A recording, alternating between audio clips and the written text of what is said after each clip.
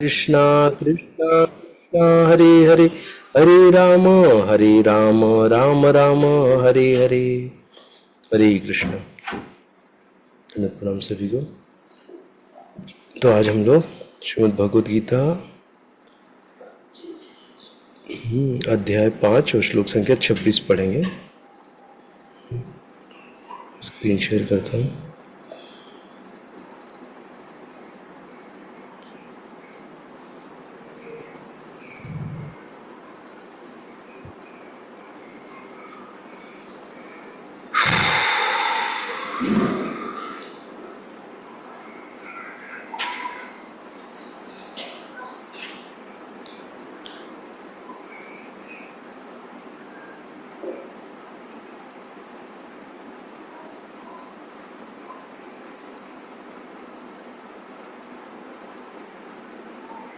दीपदान वही शाम को 7 से 8 के बीच में कर लो तो अच्छा है।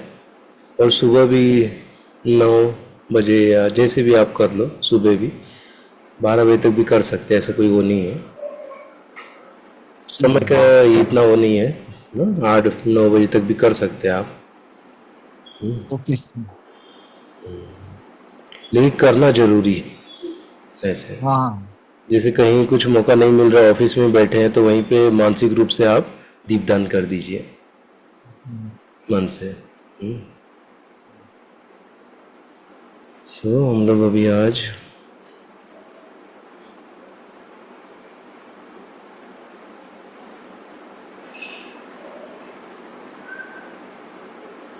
ये हमने पढ़ लिया था। अभी हम लोग आज 26वां श्लोक देखते हैं।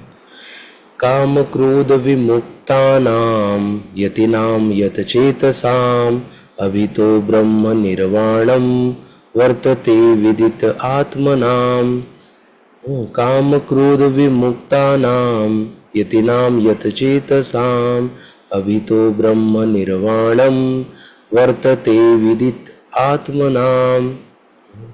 काम क्रोध विमुक्तानां यतीनां यतचेतसाम् अभितो ब्रह्म निर्वाणं वर्तते विदित आत्मानम्। कोई पढ़ना चाहेगा?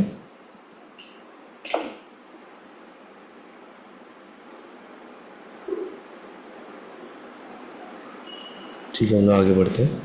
काम इच्छाओं, क्रोध तथा क्रोध से विमुक्ता नाम मुक्त पुरुषों की, यति नाम साधु पुरुषों की, यत चेतसाम मन के ऊपर संयम रखने वालों की, अभीतः निकट भविष्य में आश्वस्त ब्रह्म निर्वाणम ब्रह्म में मुक्ति वर्तते होती है विदित आत्मानम स्वरूप सिद्धों की। जो क्रोध तथा समस्त भौतिक इच्छाओं से रहित है, जो स्वरूप सिद्ध आत्म संयमी है और सम सिद्धि के लिए निरंतर प्रयत्न करते हैं, उनकी मुक्ति निकट भविष्य में सुनिश्चित है। फिर से पढ़ते हैं।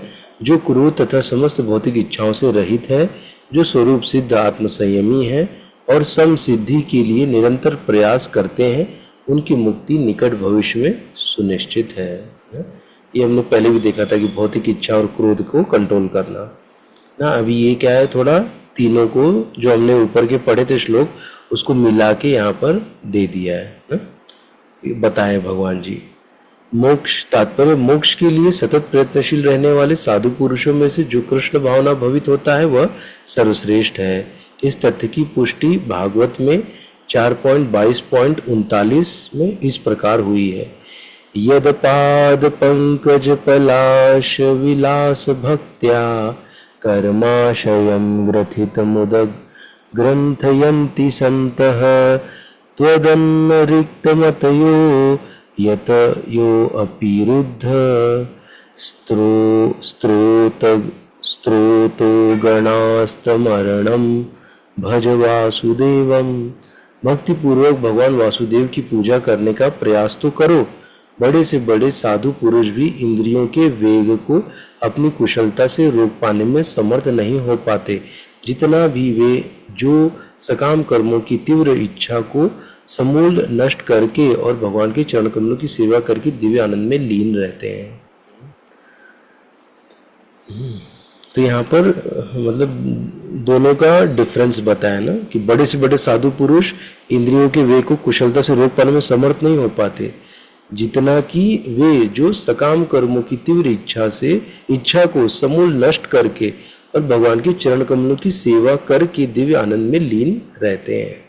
और भगवान की चरण कमलों की सेवा करना मतलब क्या? भगवान की सेवा करना ना। भगवान का सेवा कैसे कर सकते हैं? भगवान के नामों का जप करके, जैसे हम हमेशा बोलते हैं ना, ये भगवत गीता पढ़ के, यही सेवा है ना। भगवान को भोग लगा के, और फिर जो पतित आत्मा है ना, तो उनको भी थोड़ा भगवत भक्ति के बारे में बता के, जो पथ भ्रष्ट हुए हैं उनको भी थोड़ा उनके लिए प्रे भी करना चाहिए हमको, कि जो सही सदमार्ग पे नहीं है उनके लिए हमको प्रार्थना भी करनी चाहिए भगवान से, कि इनको भी भक्ति प्रदान करें। तो यही सेवा है। जैसे जो जीव होता है, जीवात्मा, वो क्या होता है कि वो करुणामय होता है ना। और सबसे बड़ी करुणा क्या है कि किसी को भक्ति देना ना, किसी को भगवान से जोड़ना, ये सबसे बड़ा करुणामय कार्य है। और भक्त यही कार्य करता है, सबको भगवान से जोड़ने का प्रयत्न करता है। बद्ध जीव में कर्म के फलों को भोगने की इच्छा इतनी बलवती होती है कि ऋषियों मुनियों तक के लिए कठोर परिश्रम के बावजूद ऐसी इच्छाओं को वश में करना कठिन होता है। जो भगवत भक्त कृष्ण चेतना में निरंतर भक्ति करता है और आत्म साक्षात्कार में सिद्ध होता है, वह शीघ्र ही मुक्ति प्राप्त करता है। आत्म साक्षात्कार का पूर्ण ज्ञान होने से वह निरंतर समाधिस्थ रहता है। ऐसा ही एक उदाहरण दिया जा रहा है।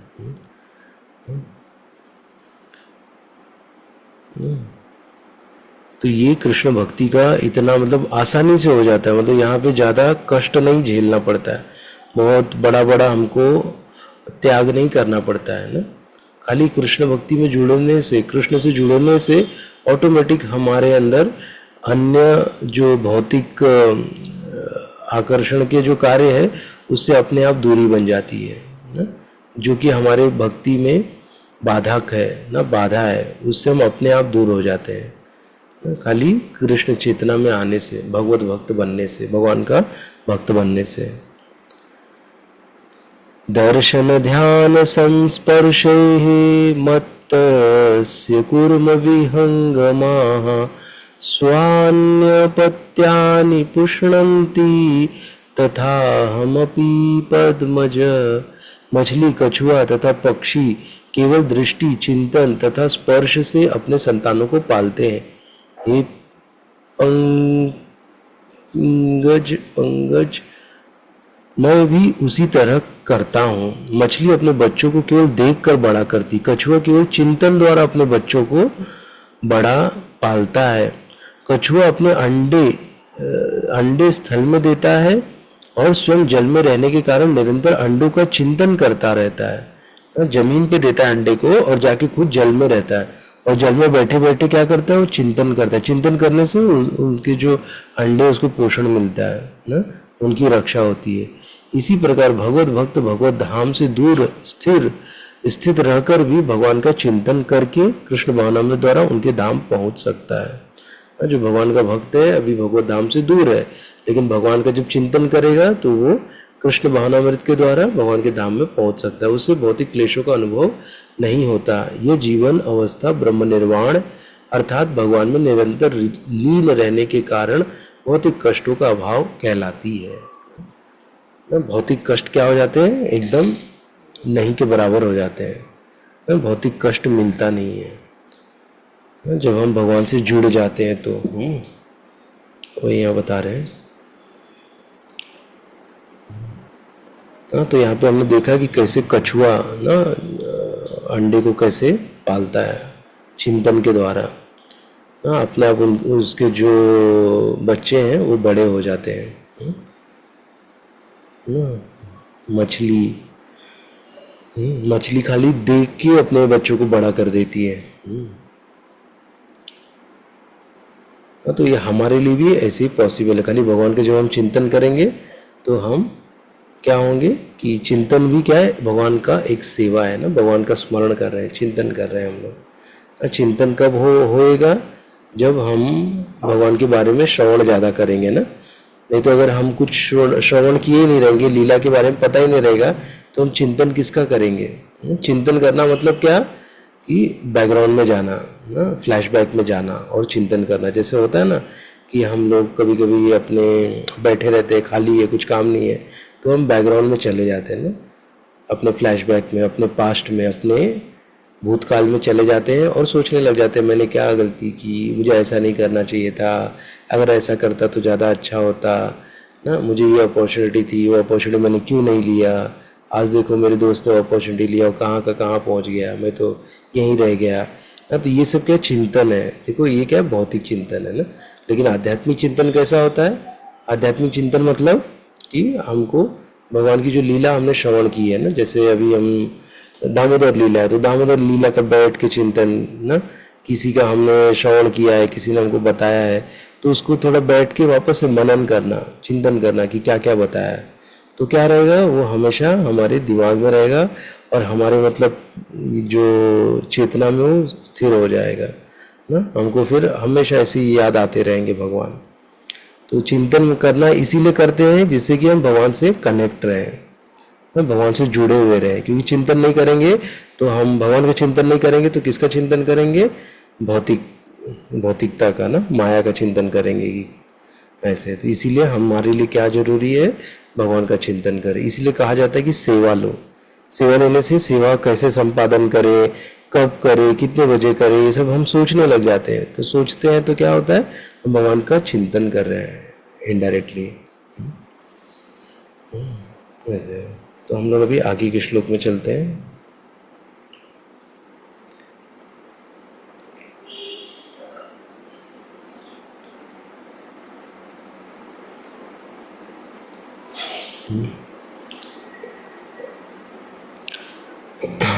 सत्ताईस और 28वां श्लोक है।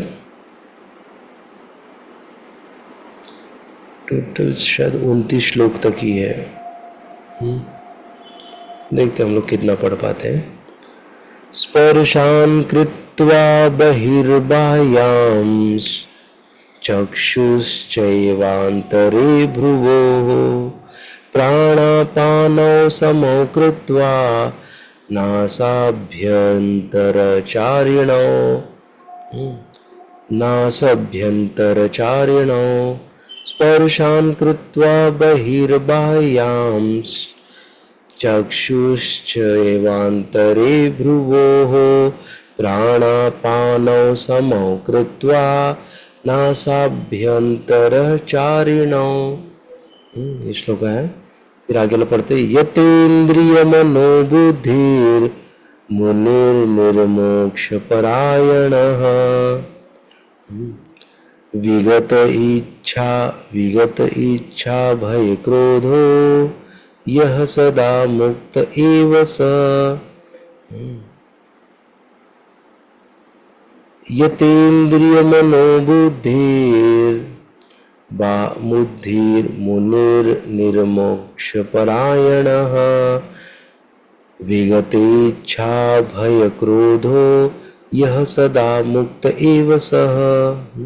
स्पर्शान इंद्रिय विषयों तथा यथा ध्वनि को कृत्वा करके बाहरी बाह्यान अनावश्यक चक्षु आँखें च भी एव निश्चय ही अंतरे मध्य में भ्रुवोः भौहों के प्राण अपानौ ऊर्ध्व तथा अधोगामी वायु समो रुद्ध कृत्वा करके नास अभ्यंतर नथनों के भीतर चारिणों चलने वाले यत संयमित इंद्रियां मन बुद्धि मुनि योगी मोक्ष के लिए परायण तत्पर विगत परित्याग करके इच्छाएं भय डर क्रोध यह जो सदा सदैव मुक्त एवं निश्चय ही स वह। समस्त इंद्रिय विषयों को बाहर करके दृष्टि को भवों के मध्य में केंद्रित करके प्राण तथा अपान वायु को नथुनों के भीतर रोक कर इस तरह मन इंद्रियां तथा बुद्धि को वश में करके जो मोक्ष को लक्ष्य कर बनाता है वह योगी इच्छा, भय तथा क्रोध से रहित हो जाता है, जो निरंतर इस अवस्था में रहता है, वह अवश्य ही मुक्त है। ना वो क्या है, जीते जी मुक्त है जो ऐसा करता है। तो यहाँ पे एक्चुअली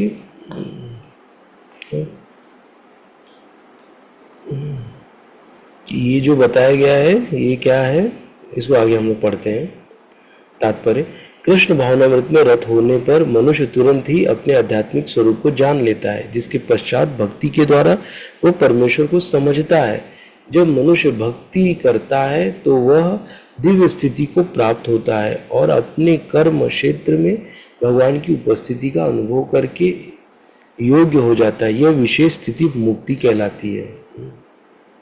जब वो मनुष्य भक्ति करता है तो दिव्य स्थिति को प्राप्त कर लेता है। मुक्ति विषयक उपर्युक्त सिद्धांतों का प्रतिपादन करके श्री भगवान अर्जुन को ये शिक्षा देते हैं कि मनुष्य किस प्रकार अष्टांग योग का अभ्यास करके इस स्थिति को प्राप्त होता है। यह अष्टांग योग 8 विधियों यम, नियम, आसन, प्राणायाम, प्रत्याहार, धारणा, ध्यान तथा समाधि में विभाजित है। 6ठे अध्याय में योग के विषय में विस्तृत व्याख्या की गई है। 5वें अध्याय के अंत में तो इसका प्रारंभिक विवेचन ही दिया गया है। योग में प्रत्याहार विधि से शब्द, स्पर्श, रूप, स्वाद तथा गंध का निराकरण करना होता है और तब दृष्टि को दोनों भावों के बीच लाकर अध खुली पलकों से उसे नासाग्र पर केंद्रित करना पड़ता है। आंखों को पूरी तरह बंद करने से कोई लाभ नहीं होता, क्योंकि तब सो जाने की संभावना है ना। तो कैसे देखते हैं, ये जो नाक का टिप है, नाक के टिप पे ऐसे देखते हैं तो आंख आधी खुली रहती है, लेकिन सामने वाले को देख लगेगा कि आंख बंद है। ऐसे नाक के टिप पे देखना। आंखों को पूरी तरह बंद करने से कोई लाभ नहीं होता, क्योंकि तब सो जाने की संभावना रहती है। नहीं, आंखों को पूरा खुला रखने से कोई लाभ है, क्योंकि तब तो इंद्रिय विषयों द्वारा आकृष्ट होने का भय बना रहता है। नथनों के भीतर श्वास की गति को रोकने के लिए प्राण तथा अपान वायुओं को सम किया जाता है। ऐसे योगाभ्यास से मनुष्य अपनी इंद्रियों के ऊपर नियंत्रण प्राप्त करता है, बाह्य इंद्रियों से दूर रहता है और अपनी मुक्ति की तैयारी करता है। इस योग विधि से मनुष्य समस्त प्रकार के भय तथा क्रोध से रहित हो जाता है और परमात्मा की उपस्थिति का अनुभव करता है। दूसरे शब्दों में कृष्ण भावनामृत योग के सिद्धांतों को संपन्न करने की सरलतम विधि है। अगले अध्याय में इसकी विस्तार से व्याख्या होगी। किंतु कृष्ण भावना भवित व्यक्ति सदैव भक्ति में लीन रहता है, जिससे उसकी इंद्रियों के अन्यत्र प्रवृत्त होने का भय नहीं रह जाता।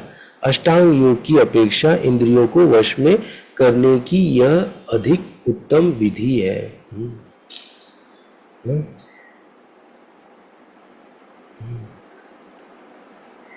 तो यहाँ पे देखिए बताया है कि अष्टांग योग की विधि का वर्णन हुआ है ना। ये जो श्लोक में बताया है किसका, अष्टांग योग का विधि के बारे में बताया है। लेकिन हम देख सकते हैं कि ये विधि क्या है, बहुत कठिन है। अष्टांग योग की विधि, इसमें हमको मन को केंद्रित करना है, नाक पे देखना है, आधा खुला रखना है ना, ऐसे सब बड़ा टफ है। आँख ऐसे बीच में रखो, कितना देर तक रख पाएंगे हम लोग, हम लोग को बेचैनी हो जाएगी।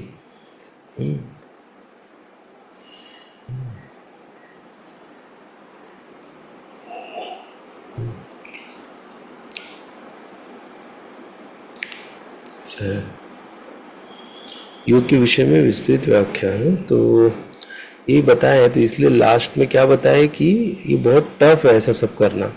तो आसान क्या है, कृष्ण भावना भवित बनना, ये आसान है और अधिक उत्तम विधि है।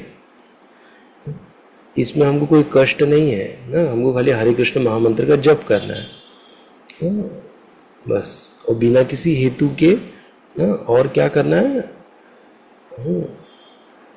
बिना रुके ना कंटिन्यू रखना है इसको। ये नहीं कि एक हफ्ता किया एक हफ्ता सो रहे हैं, नहीं, इसको रोज हमको वही पालन करना चाहिए ना। तब हम लोग क्या हो जाएंगे, उसके प्रति आकृष्ट हो जाएंगे ना, इस विधि के प्रति आकृष्ट हो जाएंगे। कृष्ण भावना भवित बनने के लिए हम आतुर हो जाएंगे जब ऐसा करेंगे ना। रोज करना है बिना रुके।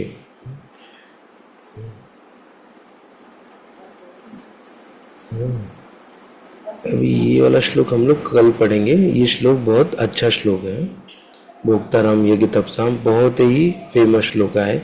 इसको हम लोग कल पढ़ेंगे। 29वां श्लोक जो है लास्ट श्लोक है ना, उसको हम लोग कल पढ़ेंगे। ठीक है, तो ये 5वां चैप्टर हो जाएगा, फिर हम लोग 6वां चैप्टर चालू करेंगे। किसी कोई प्रश्न है?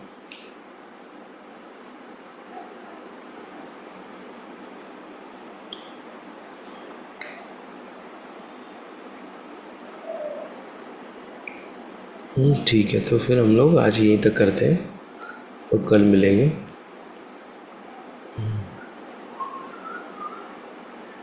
ठीक है, थोड़ा टाइम का ज़रा वो हो जाता है तो लेट हो जाता है, जल्दी से फिर उठना रहता है। सोच रहा हूँ कल से थोड़ा जल्दी रखने का प्रयास करूँगा, एटलीस्ट 9:30 बजे से, जिससे कि जल्दी हम लोग ख़त्म करके सो सके। ट्राई करूँगा। और कल हम लोग कोई गीत गाएंगे ना, आज हम लोग यहीं पे एंड करते हैं। कल हम लोग कोई तो गीत अच्छा गाएंगे हम लोग। ठीक है, बहुत बहुत धन्यवाद आप सभी को ज्वाइन करने के लिए। जय श्रील प्रभुपाद की जय। जय अनंत कोटि वैष्णववृंद की। हरे हरे कृष्ण। जय हरे कृष्ण। हरे कृष्ण।